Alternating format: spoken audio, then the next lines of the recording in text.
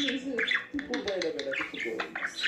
Bu kutu niyə qoyulur? Mən bilirəm. Mənim hər sözümün arkasında bir məntiq var. Evin qiyməti artır da. Sənə görə bu studiyaya gələnlər var. Kısa anası dünyasını dəyişir.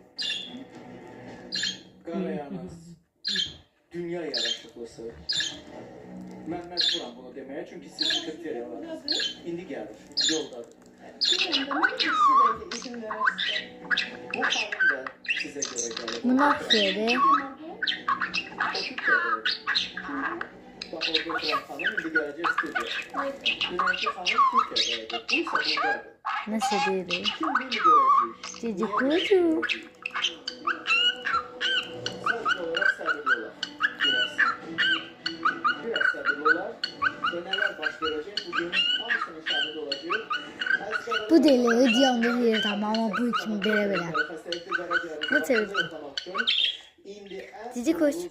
Bunlar yok şeydi.